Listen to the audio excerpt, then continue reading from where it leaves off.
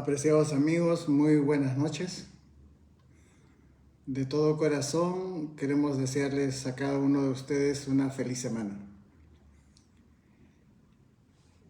En las Sagradas Escrituras, con relativa frecuencia se nos anima que busquemos el rostro de Dios. Yo quiero invitarles a abrir sus Biblias en el libro de Segunda Crónicas, el capítulo 7, el versículo 14. Segunda Crónicas, capítulo 7, versículo 14. Dice la palabra de Dios expresamente: si se humillare mi pueblo, sobre el cual mi nombre es invocado, y oraren, y buscaren mi rostro, y se convirtieren de sus malos caminos, entonces yo oiré desde los cielos y perdonaré sus pecados y sanaré su tierra. Si se humillare mi pueblo, sobre el cual mi nombre es invocado, y oraren, y buscaren mi rostro, y se convirtieren de sus malos caminos, entonces yo oiré desde los cielos y perdonaré sus pecados y sanaré su tierra. Si no podemos ver el rostro de Dios, si no tenemos una imagen representativa del rostro de Dios, ¿cómo buscamos su rostro? ¿Cómo buscamos el rostro de Dios? Ese es el título de la meditación de esta tarde. Y el propósito de la meditación es que, independientemente de las diversas situaciones de bienestar y malestar de nuestra cotidianidad, es motivar a los oyentes a buscar constantemente el rostro de Dios. Los eruditos refieren que la palabra hebrea utilizada para rostro en el Antiguo Testamento normalmente se traduce como presencia. Cuando se invita al ser humano a buscar el rostro de Dios, cuando se nos invita a buscar el rostro de Dios, nos están invitando a buscar la presencia de Dios, buscar la presencia de Dios en nuestras vidas. El llamado al pueblo a buscar el rostro de Dios se hizo y se hace habitualmente porque hemos abandonado a Dios y consecuentemente necesitamos regresar a Él.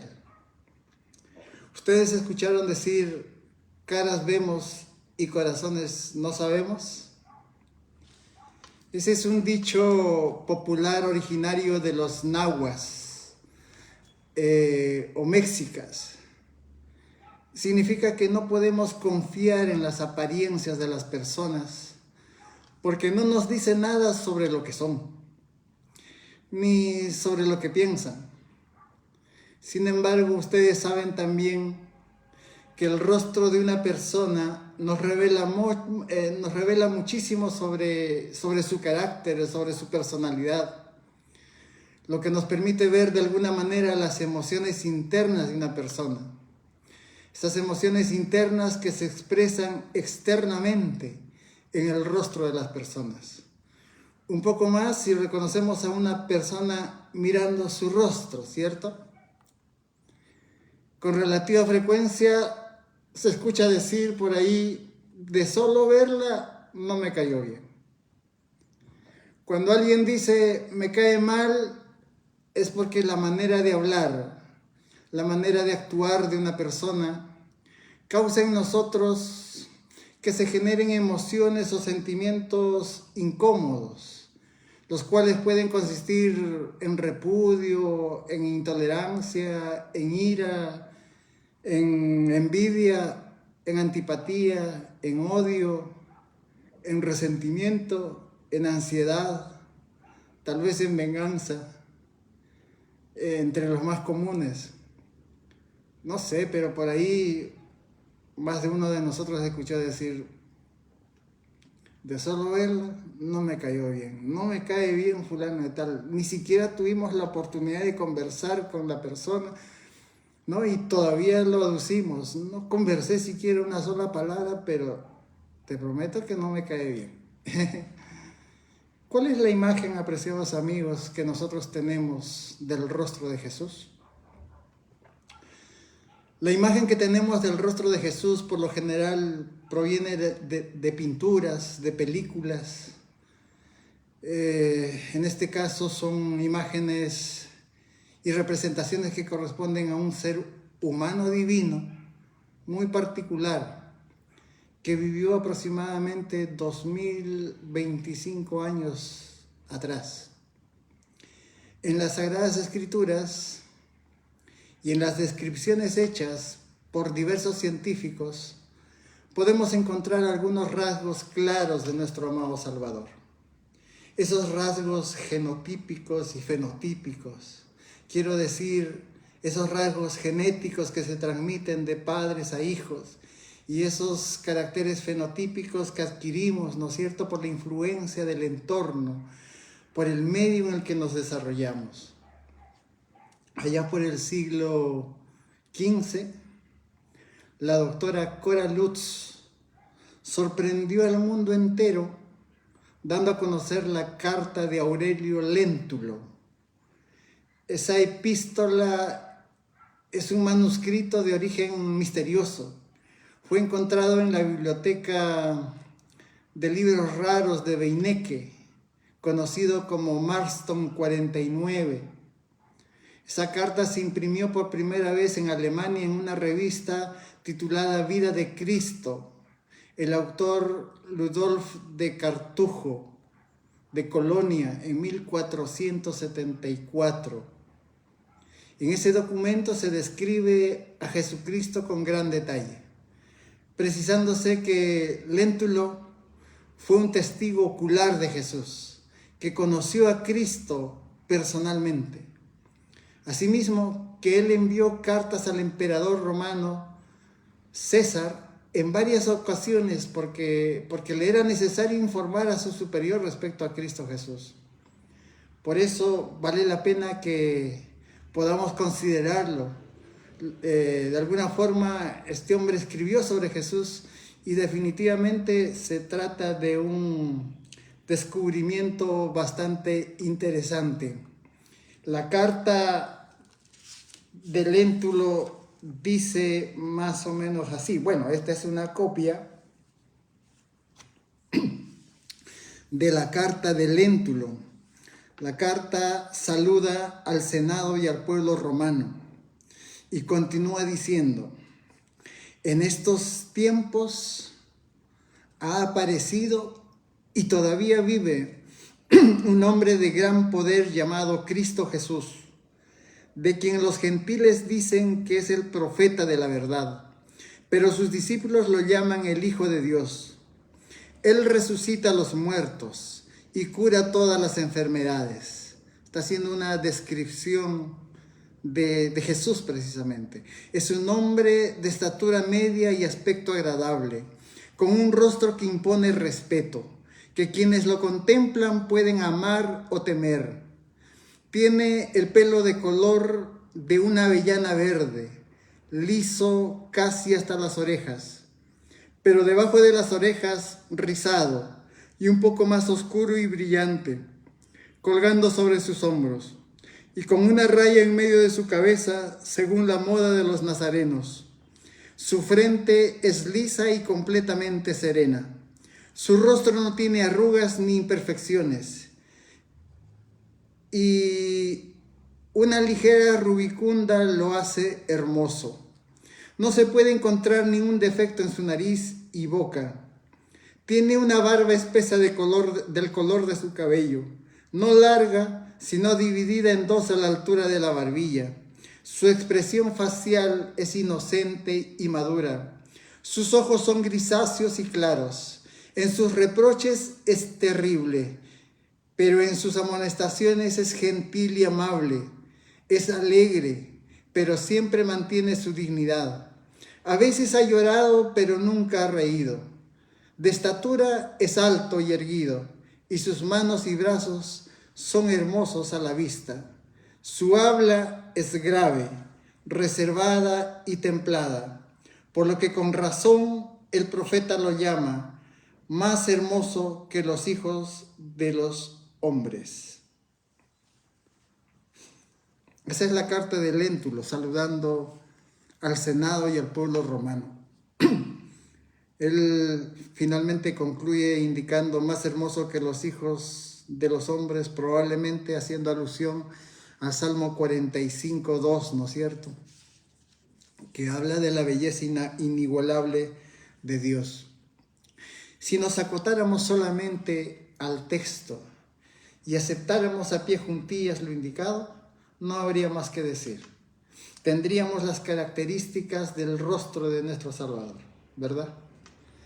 Pero a propósito, no solo en este caso, siempre es necesario que toda escritura sea contextualizada. Papá me enseñó desde muy niño que un texto sin un contexto siempre es un pretexto. ¿Escucharon esa frase? Un texto sin un contexto siempre es un pretexto. Pues sí, les comento que contextualizando precisamente la famosa carta de Léntulo, la carta ha sido considerada apócrifa. Los eruditos consideran que la historicidad, ¿no es cierto?, de este documento no es real, porque para entonces no hubo ningún Publio, gobernador de Judea, que precediera a Poncio Pilato.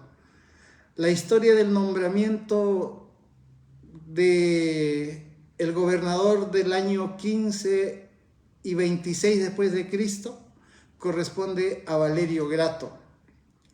Dicen también que si se hubiera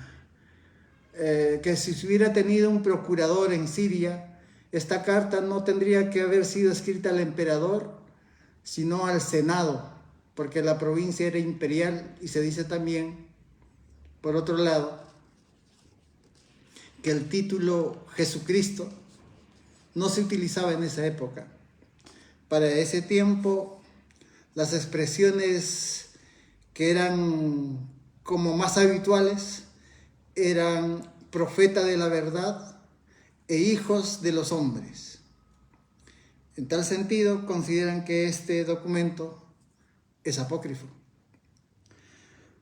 Durante muchos siglos, la imagen más común de Jesucristo, especialmente esas imágenes occidentales en las civilizaciones cristianas de Europa, de Norteamérica, de Oceanía, han retratado a Jesús como un hombre con barba, con piel clara, con cabello largo, con cabello ondulado, castaño claro, rubio, y a menudo siempre con ojos azules.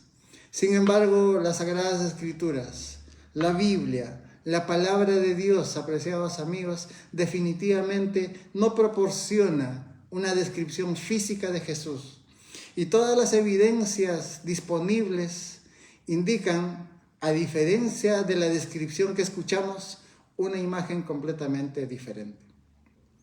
Durante el segundo siglo, los padres de la Iglesia, como Justino y otros, han representado y han descrito a Jesucristo de acuerdo a lo que señala Isaías 53:2, sugiriendo que la apariencia de Jesús, que el rostro de Jesús era un rostro del común denominador. Era como los rostros de todos los demás, como un rostro sin mucha gloria. El versículo describe que el rostro de Dios no tenía belleza ni atracción externa. Vamos a leer Isaías capítulo 53, el libro de Isaías, el capítulo 53, los versículos 2 y 3. Miren lo que dice la palabra de Dios. Isaías 53, 2. Subirá cual renuevo delante de él, y como raíz de tierra seca, no hay parecer en él, ni hermosura. Le veremos más, sin atractivo para que le deseemos. despreciado y desdechado entre los hombres, varón de dolores, experimentado en quebranto, y como que escondimos de él el rostro, fue menospreciado y no lo estimamos. ¿Qué dice el versículo 2? Segunda parte, no hay parecer en él, ni hermosura. Le veremos, mas sin atractivo para que le deseemos. El profeta Isaías, ¿no es cierto?, describe claramente las facciones del rostro de nuestro amado Dios. Otros historiadores hacen alusión también al Salmo 4. El Salmo 4, verso 2. El Salmo 4, verso 2. A propósito de los salmos, aprovecho para comentar un detalle. Yo no soy teólogo, pero veamos, la palabra la palabra salmos deriva del griego, que significa una canción cantada con arpa. Algunos dicen también que el libro puede haberse denominado salterio en alusión al instrumento musical que fuera empleado para acompañar los cánticos que se escribieron en las Sagradas Escrituras. Entiendo entonces que los salmos son canciones cantadas con arpas, porque los salmos se escribieron precisamente para que el pueblo de Israel pudiera alabar y glorificar el nombre de Dios.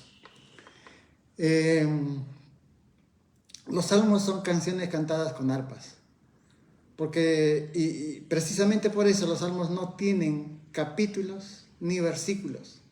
Lo que los salmos tienen son versos, porque son cánticos.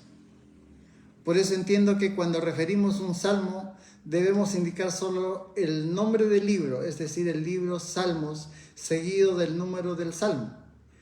En este sentido, no sería correcto decir el Salmo capítulo 4, sino solamente Salmo 4.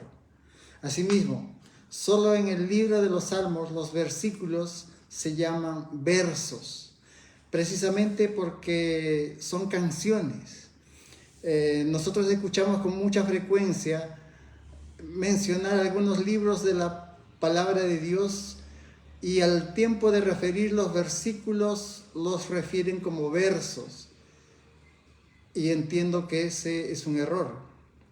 De hecho, yo mismo debo cometer algunos errores teórico-gramaticales en dar a conocer la palabra de Dios, pero entiendo que en la medida que pasa el tiempo, las personas necesitamos seguir aprendiendo.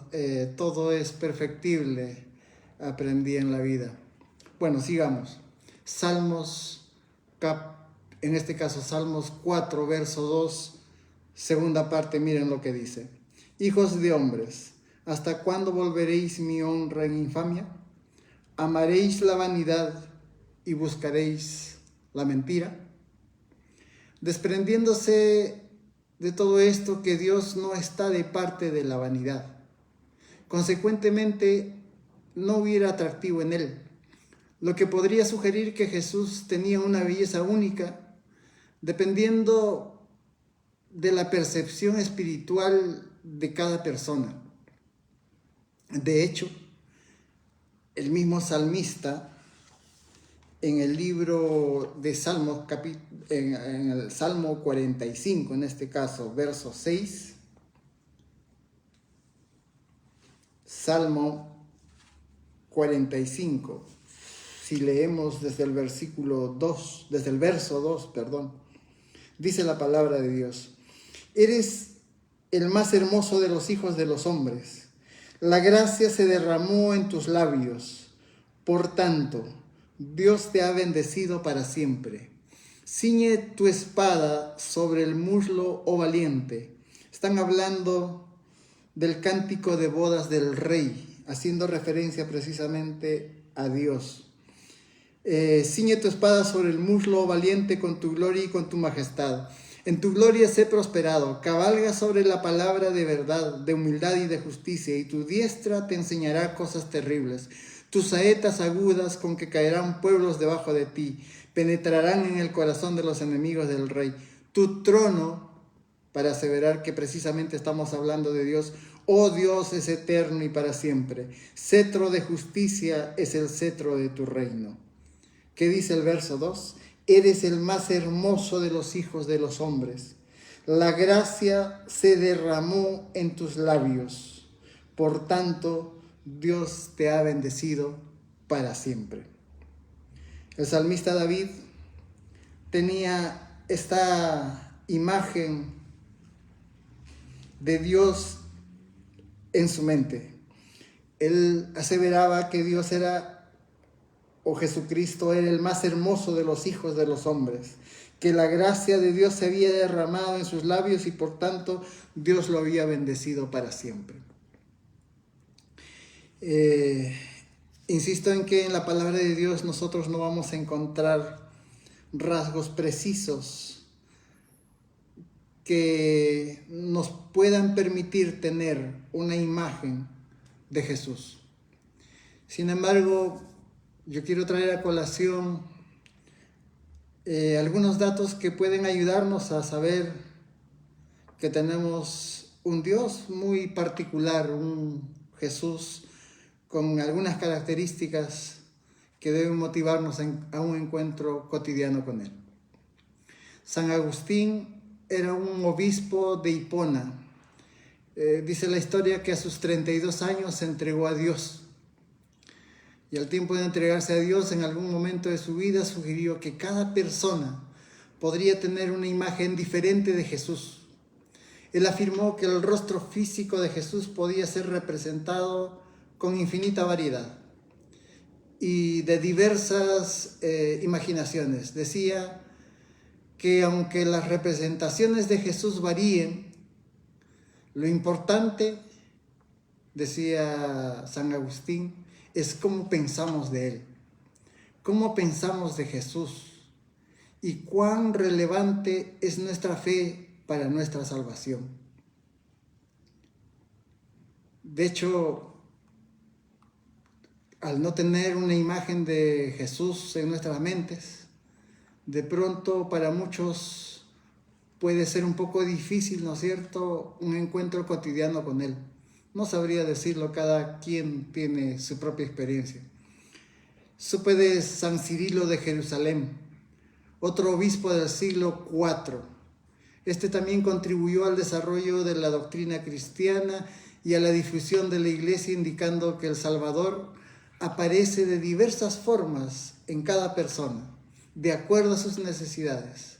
Él decía que para quienes están tristes se convierte en alegría, en vida. Para quienes desean entrar se convierte en puerta.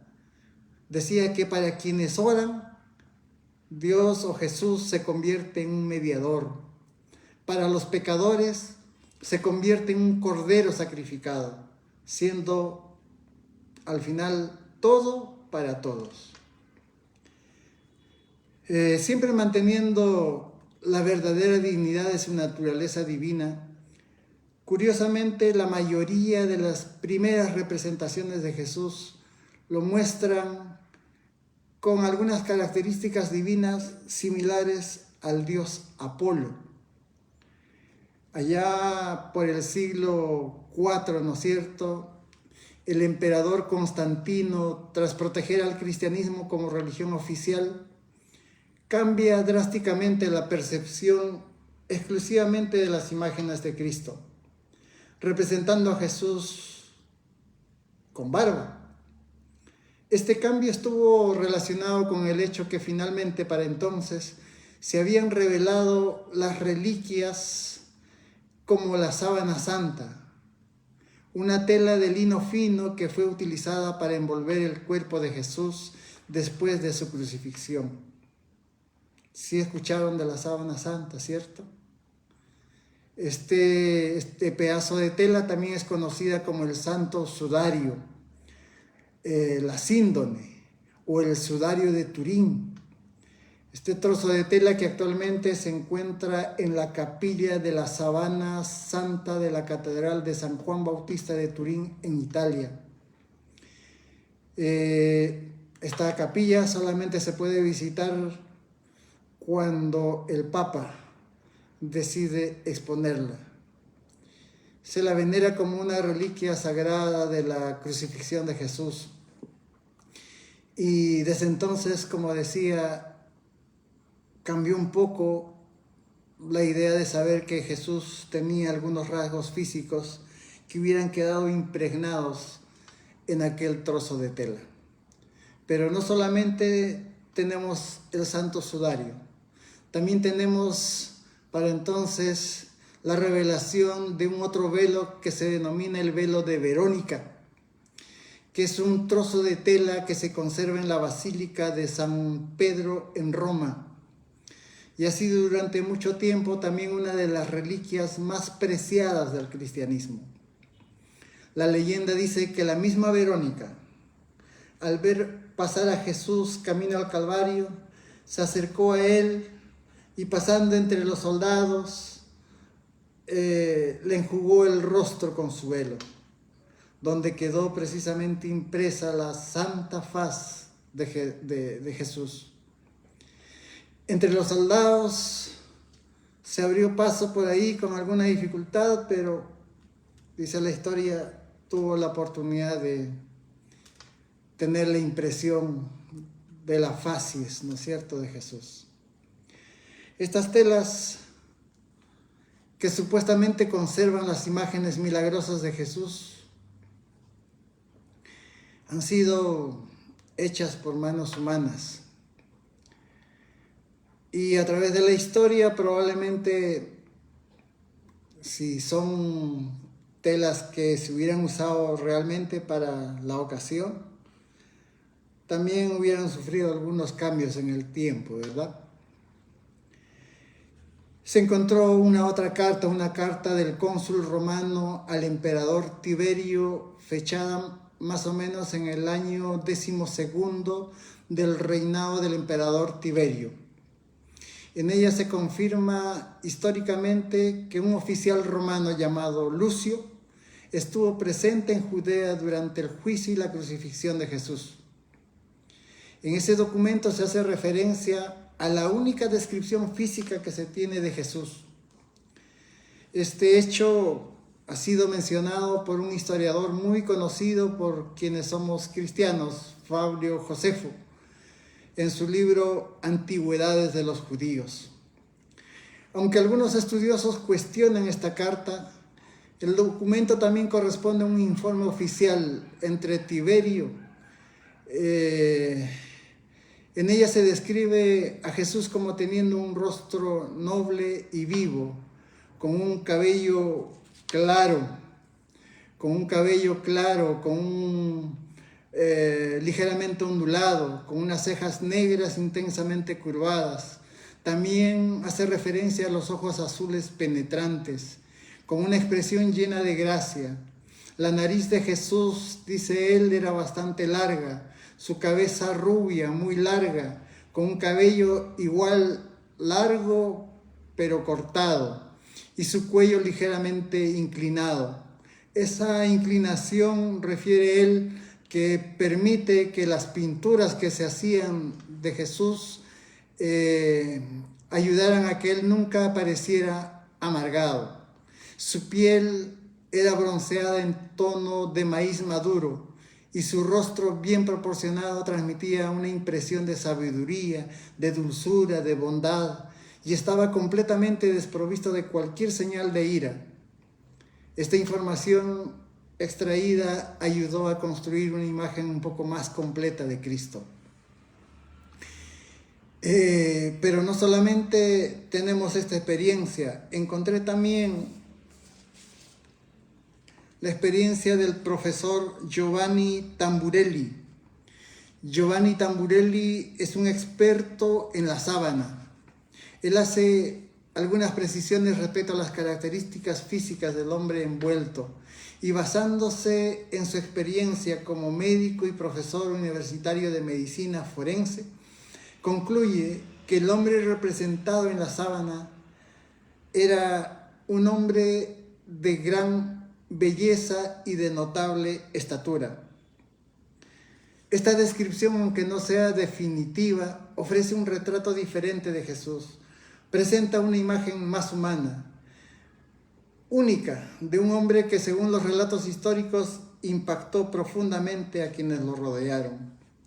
Él dice que, por los estudios que hubiera realizado, tenía aproximadamente 1,80 m de altura.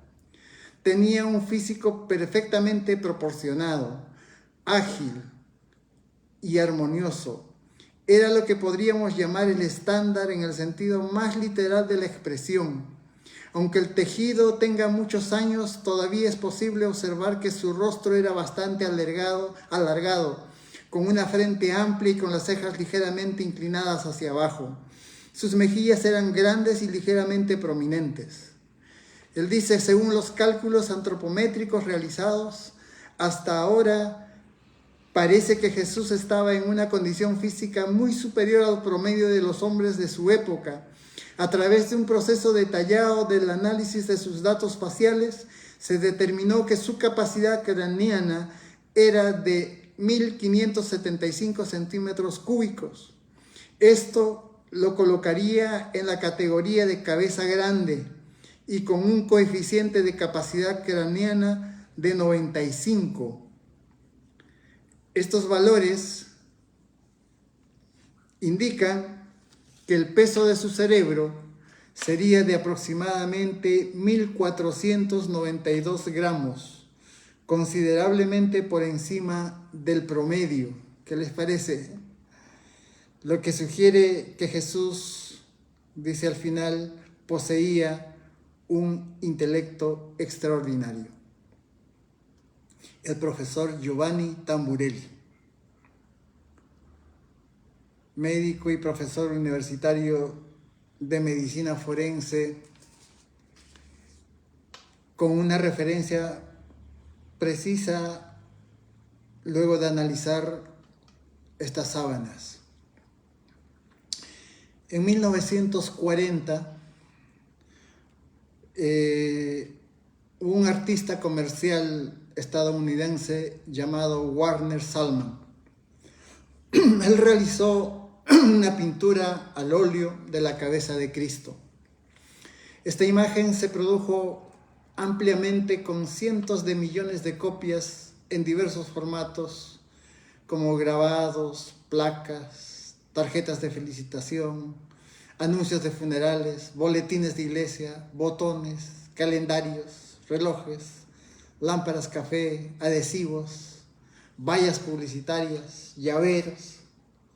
Esa amplia difusión de la cabeza de Cristo, también llamada la cabeza de Sallman, es una pintura de 1940 que retrata a Jesús de Nazaret como una obra extraordinariamente exitosa del arte medieval.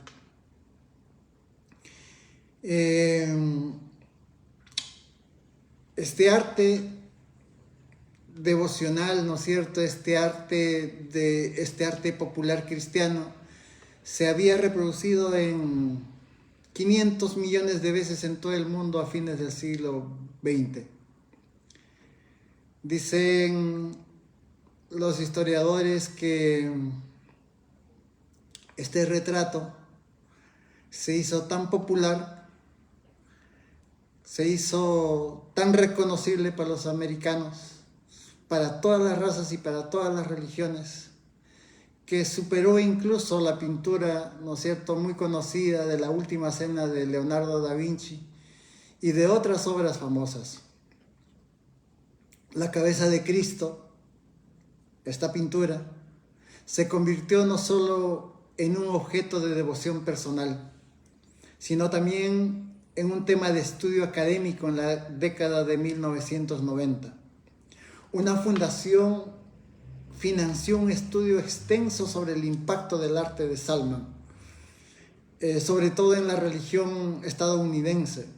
Y como resultado, el historiador del arte, David Morgan, compiló una colección de ensayos y artículos de conferencias, publicándolo en un libro titulado Íconos del Protestantismo Americano, el arte de Warner Salman. Y durante este proyecto, Morgan recibió más de 500 respuestas personales sobre el trabajo de Salman. La mayoría de los encuestados afirmaba que la imagen era muy atractiva porque representaba exactamente cómo imaginaban a Jesús. Muchos creían que era la representación más precisa jamás hecha. Más precisa jamás hecha.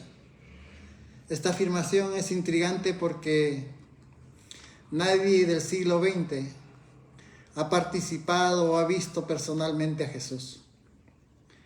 Los santos evangelios, junto con los vestigios arqueológicos sobrevivientes, proporcionan alguna vista sobre la vestimenta que usaba probablemente Jesús.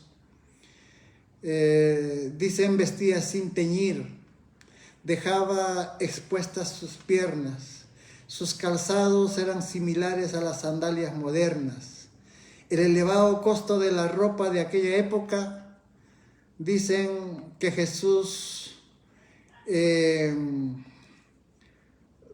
probablemente tuvo que reparar su atuendo muchas veces porque no tenía muchos recursos económicos, a menos que alguien le ofreciera nuevas prendas. De lo contrario, su vestimenta se habría desgastado con el tiempo.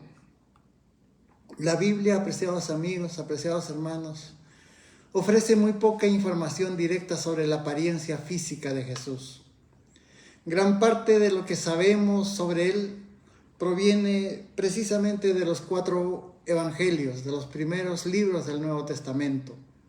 De Mateo, de la descripción que hace el evangelista San Mateo, San Marcos, San Lucas y San Juan.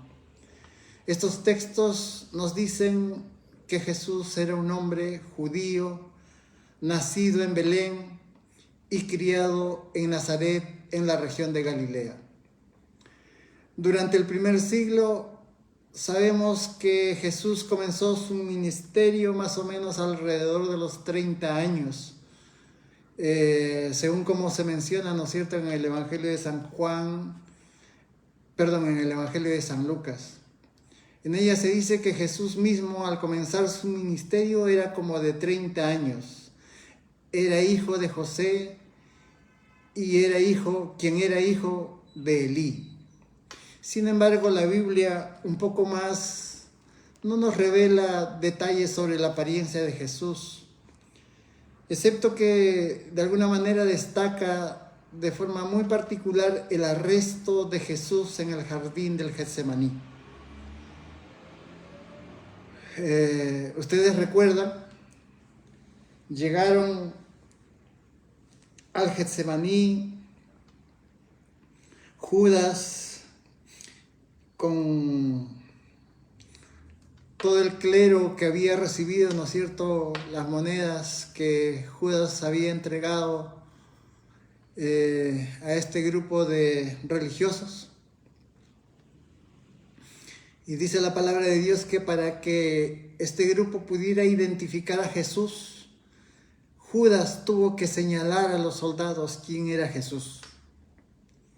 Y presumiblemente tuvo que hacer este ejercicio porque Jesús a lo mejor tenía una apariencia muy similar a los otros discípulos. ¿Ustedes creen? No podemos dejar pasar la descripción que realiza tampoco el apóstol Juan. El apóstol San Juan, en el libro de Apocalipsis, vamos a leer este pasaje bíblico.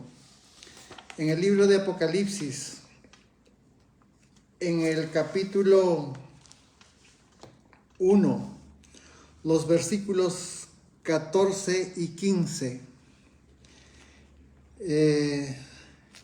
se hace una descripción bastante interesante. El apóstol Juan dice: su cabeza y sus cabellos eran blancos como blanca lana, que dice: su cabeza y sus cabellos eran blancos como blanca lana, como nieve, sus ojos como llama de fuego, y sus pies semejantes al bronce bruñido, refulgente, como en un horno, y su voz como estruendo de muchas aguas. Su cabeza y sus cabellos eran blancos como blanca lana, como nieve, sus ojos como llama de fuego, y sus pies semejantes al bronce bruñido, refulgente como en un horno, y su voz como estruendo de muchas aguas. Aquí, como podrán apreciar, se nos ofrece algunas pistas sobre la apariencia de Jesús. En este pasaje se dice que sus cabellos eran blancos, blancos como la nieve, sus ojos como una llama de fuego, sus pies como bronce pulido, refinado en un horno. Estas descripciones sugieren que Jesús podría haber tenido una piel de tono un poco oscuro y un cabello con una textura similar a la lana. Las representaciones de Jesús han cambiado significativamente al transcurrir los siglos. En el año 2001, un proyecto basado por el doctor Richard Niave, médico artista de la Universidad de Manchester, utilizó algunas técnicas forenses para llegar a un personaje con un rostro mucho más cercano, más similar a los que vivían en la región de Galilea hace 2000 años. Los estudios describen un hombre de aproximadamente 1,65 m de altura, con piel más oscura, ojos oscuros, cabello corto y rizado. Las imágenes occidentales de Jesús siguen predominando a nivel global, pero en otras partes del mundo a menudo se representa con rasgos árabes, con rasgos mulatos o hispánicos. Un relato interesante de Jesús se descubre allá por el año 2018 en las ruinas de una iglesia del sur de Israel, pintada en el siglo VI. Esta es la primera imagen conocida de Cristo representado con cabello corto, con cabello rizado. Una representación como en la parte oriental del Imperio Bizantino, especialmente en las regiones de Egipto, de Siria, de Palestina. Sin embargo, esta representación desapareció porque la imagen de Jesús con cabello largo, con barba, fue altamente influenciada por las representaciones de los dioses griegos, de los dioses romanos, particularmente del dios Zeus. Estas figuras moldearon la forma en que la imagen de Jesús fue difundida en periodos posteriores, creando el retrato que se hizo ampliamente conocida, ¿no es cierto?, en diferentes culturas occidentales. Definitivamente reconstruir la figura del hombre más influyente de la historia de la humanidad ha sido un verdadero reto. Es un verdadero reto, para propios y para extraños. La mayoría de los estudiosos concluyen que Jesús, tras su muerte, se muestra como un hombre con cabello largo. Sin embargo, esa propuesta, como decíamos, ha sido también ampliamente debatida por los críticos, porque en la primera epístola a los Corintios, el apóstol San Pablo describe que la usanza del cabello largo en los hombres es vergonzoso, lo que llevó a concluir que Jesús probablemente tenía cabello corto, como sugieren algunos dibujos, ¿no es cierto?, del primer siglo. Apreciados amigos, la ausencia de registros visuales de la vida de Jesús plantea muchas preguntas. Llama la atención que, considerando que Jesús transformó el mundo con su mensaje y ministerio, haciendo que muchas personas fueran martirizadas, ¿no es cierto?, en su defensa, Luego de haber hecho muchas hazañas, luego de haber cambiado este mundo, ¿no es cierto?, desde su nacimiento en adelante, es difícil saber que no se pudo haber tenido ningún registro físico o visual de la apariencia de Jesús. Entonces nos preguntamos, ¿por qué los primeros cristianos no recrearon a Jesús? ¿Por qué no pintaron a Jesús? ¿Por qué creen ustedes que ellos tuvieron la dificultad de registrar, ¿no es cierto?, algunas características físicas del rostro de Jesús? Tal vez porque sus primeros discípulos basaban sus acciones a las leyes del Antiguo Testamento, incluidos los 10 mandamientos, ¿ustedes creen? Cuando Dios dio estos mandamientos, ordenó a su pueblo que no se hicieran imágenes, que no se crearan representaciones de nada que estuviera en el cielo, que nada de lo que estuviera en la tierra o debajo de las aguas. Tras liberar a los israelitas del cautiverio en Egipto, Dios quiso alejarlos de la práctica de la adoración a ídolos, indicándoles que no debían tener imágenes de nada que tuviera semejanza arriba en el cielo y abajo en la tierra. Este mandamiento incluía una advertencia severa. Advertía que los israelitas no debían crearlas ni adorarlas, porque Él era un Dios celoso que visitaba la iniquidad de los padres sobre los hijos hasta la 3ª y la 4ª generación de quien desobedecía. Apreciados amigos, ¿qué es lo que más importa para nosotros hoy, la ausencia de cualquier registro visual de Jesús? Recuerda que Dios valora el corazón y no la apariencia externa. Cuando Dios orientó al profeta Samuel a elegir el rey de Israel, le instruyó a no guiarse por la apariencia. ¿Se acuerdan de Saúl? Tenía la apariencia de un rey, pero no tenía un corazón dedicado a Dios. Eso está registrado en las Sagradas Escrituras. Que el hombre mira la apariencia exterior, pero el Señor mira el corazón. ¿Recuerdan cuando el profeta Samuel, por orden de Dios, fue a ungir al segundo rey de Israel? Samuel se entusiasmó al ver el porte y la hermosura de los hijos mayores de Isaí. Y si por él hubiera sido, habría encontrado al más apuesto. Pero Dios le dijo 7 veces, este no. Y le explicó las razones de por qué. Él dijo, y eso lo encontramos en el libro de 1 Samuel capítulo 16, versículo 7. Él les dijo, no mire, él le dijo al profeta Samuel, no mires a su parecer, ni a lo grande de su estatura. El hombre mira lo que está delante de sus ojos, pero Jehová mira su corazón. David, quien fue elegido para ser el rey, también era de buen parecer, pero Dios no lo eligió por su físico, sino por su carácter. Lo eligió porque era un hombre valiente, un joven humilde, honesto, trabajador, bondadoso, amaba la justicia y sobre todo, dice la palabra de Dios, amaba a Dios.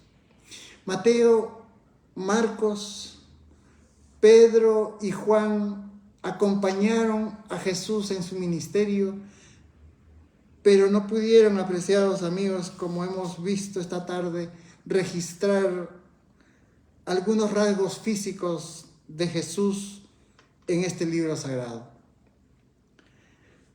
Estuve revisando un poco la información denominacional y encontré que la Iglesia Adventista del Séptimo Día, vale decir nuestra denominación, logra su misión a través de compartir el Evangelio eterno en palabra e imagen.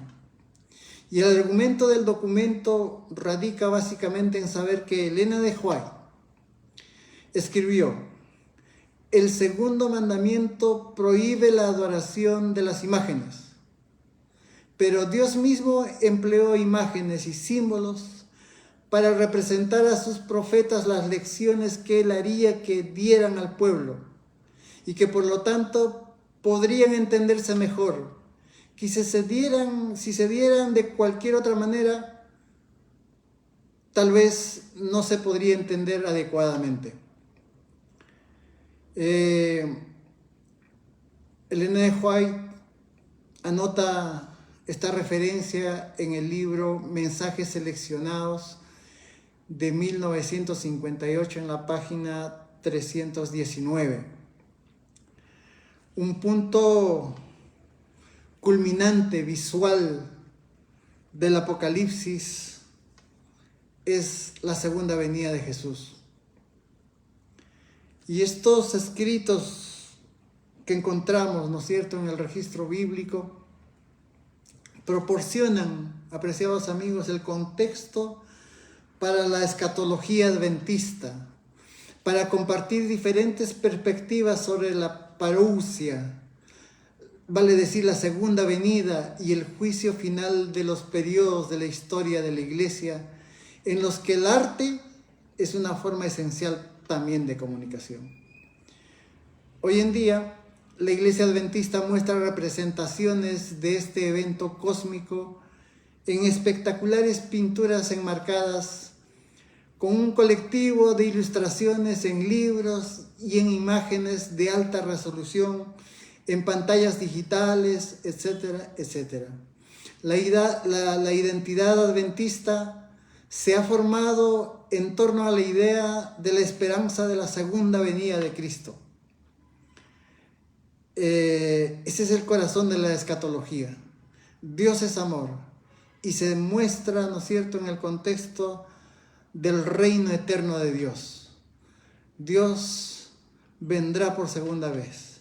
Jesucristo vendrá por segunda vez y vendrá por todos nosotros los seres humanos que en su momento habremos aceptado a Jesús como nuestro Salvador personal. En el espectro adventista existe una pintura que hace parte de nuestro legado como adventistas del séptimo día. Esta pintura fue encargada por el Patrimonio White a Alfred Lee para que él pintara un mural de 10 metros de extensión por 3 de alto, basado en la primera visión de Elena de White. Fue inaugurado el 22 de octubre de 1991 y cubre enteramente la pared occidental en la recepción del Centro White, ubicado en la sede mundial de la Iglesia Adventista del Séptimo Día en Silver Spring, en Maryland, Estados Unidos. En el centro del mural se destaca con los brazos abiertos, con dimensiones mayores a los de un camino angosto. Detrás de Jesús se ve un camino angosto. Este cuadro no solamente registra ese camino angosto que nos guía hacia la Canaán celestial, sino también se tiene en esta pintura el rostro de Elena de White. Se tiene también en la parte superior al hermano William Miller predicando, y a su lado los demás pioneros adventistas. También se puede apreciar las tablas de la ley detrás de la imagen de Jesucristo. La senda por la cual camina el pueblo de Dios es bastante angosta, decíamos, y en la parte derecha destaca el hospital de Loma Linda en California.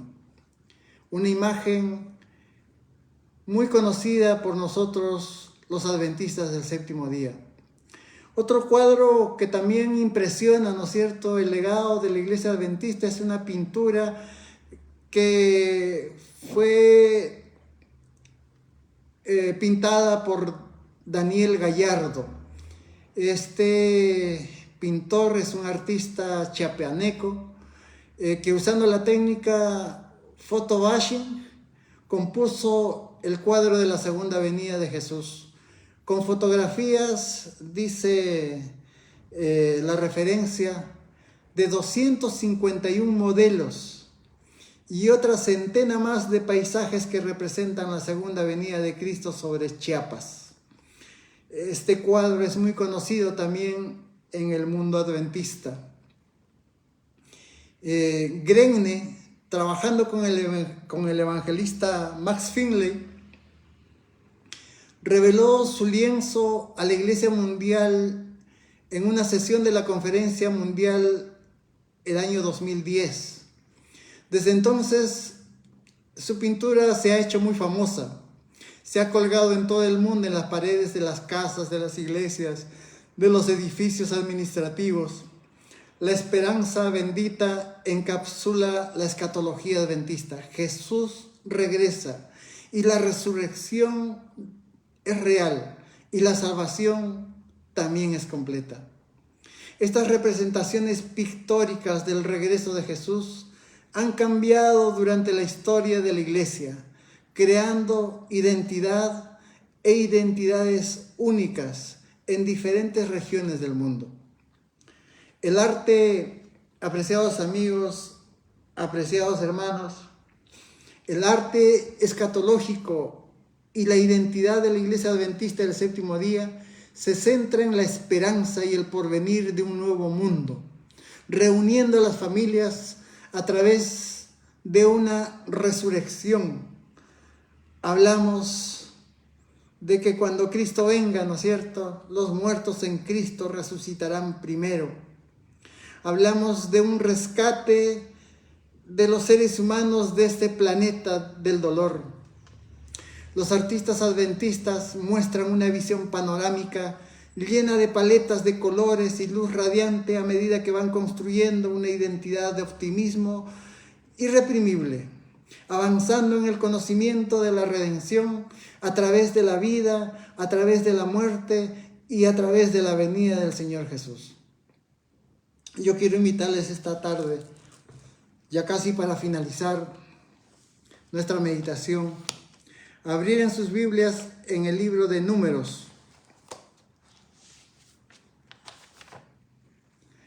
En el libro de Números, el capítulo 21, los versículos 5 en adelante. Miren lo que dice la palabra de Dios. Y habló el pueblo contra Dios y contra Moisés. ¿Por qué nos hiciste subir de Egipto para que muramos en este desierto? Pues no hay pan ni agua, y nuestra alma tiene fastidio de este pan tan liviano. Y Jehová envió entre el pueblo serpientes ardientes que mordían al pueblo, y murió mucho pueblo de Israel. Entonces el pueblo vino a Moisés y dijo: hemos pecado por haber hablado contra Jehová y contra ti. Ruega a Jehová que quite de nosotros estas serpientes. Y Moisés oró por el pueblo. Y Jehová dijo a Moisés: hazte una serpiente ardiente y ponla sobre una asta, y cualquiera que fuere mordido y mirase a ella, vivirá. Y Moisés hizo una serpiente de bronce y la puso sobre una asta. Y cuando alguna serpiente mordía a alguno, miraba a la serpiente de bronce y vivía. Habitualmente, para los cristianos en general, el símbolo más apropiado para representar a Jesús siempre ha sido el cordero. Pero en esta ocasión es representado por una serpiente. Las serpientes habían comenzado a morder a los israelitas, y la única forma de salvarse de morir era mirar con fe a la serpiente de bronce que estaba sobre un asta en un lugar visible. La persona afectada tenía que obedecer de inmediato. Si no lo hacía, sencillamente, dice la palabra de Dios, moriría. En la Biblia, encontramos que la serpiente representa a Satanás. ¿Por qué representar a Jesús de esta manera? Yo entendí que es porque en la cruz del Calvario Jesús tomó nuestro pecado. Ahí en la cruz fue visto y juzgado como pecador. Jesús murió separado de su Padre, separado del Espíritu Santo. Experimentó una muerte sin esperanza, no por sus errores, sino por nuestros errores. La Biblia dice exactamente: Cristo no cometió pecado alguno, pero por causa nuestra Dios lo hizo pecado. Cristo no cometió pecado, apreciados amigos, pero por causa nuestra Dios lo hizo pecado. Las serpientes del desierto representan a Satanás. El veneno representaba el pecado. Y la serpiente de bronce sobre el asta representaba a Jesús en la cruz del Calvario. La única manera de ser salvos es aceptando el gran amor de Dios personificado en Jesús. En Isaías, el capítulo 45, el versículo 22, se afirma algo que no debemos olvidar nunca. Yo quiero que busquemos este pasaje bíblico, Isaías, capítulo 45, versículo 22. Miren lo que dice la palabra de Dios. Mirad a mí y sed salvos, todos los términos de la tierra, porque yo soy Dios y no hay más. Isaías 45, 22. Mirad a mí y sed salvos, todos los términos de la tierra, porque yo soy Dios y no hay más. Él dice: pongan sus ojos en mí, todos los términos de la tierra, y recibirán salvación, porque yo soy Dios y no hay más. Más adelante, cuando Jesús desarrolló su ministerio en la conversión nocturna, en la conversación nocturna que sostuvo, ¿no es cierto?, con Nicodemo, él mismo se identificó con esta experiencia de Israel en el desierto. Y específicamente, como quien tomaría el lugar de la serpiente en la cruz, dijo: así como Moisés levantó la serpiente en el desierto, así también es necesario que el Hijo del Hombre sea levantado, para que todo aquel que en él crea no se pierda, sino que tenga vida eterna. Este es un pasaje bíblico que todos los cristianos lo conocemos y es muy frecuente mencionarlo, ¿cierto? Así como levantó la serpiente en el desierto Moisés, así también es necesario que el Hijo del Hombre sea levantado, para que todo aquel que en él crea no se pierda, mas tenga vida eterna. Apreciados amigos, no necesitamos una representación visual para reconocer al Salvador en nuestro corazón. Así como Moisés le dijo a la gente que volvieran sus ojos a Jesús, hoy Jesús nos dice a nosotros que debemos mirarlo con fe. Esta es una experiencia personal. No lo puede hacer tu papá, no lo puede hacer tu mamá, no lo pueden hacer tus hermanos, no lo pueden hacer tus amigos. Ellos no pueden mirar por ti a Dios.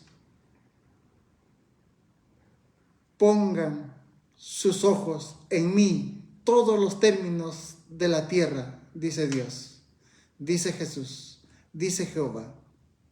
Pongan sus ojos en mí, todos los términos de la tierra, y reciban salvación, porque yo soy Dios y no hay más. Es mi deseo y oración que miremos a Jesús hoy por fe y que podamos alcanzar la salvación. Buenas noches.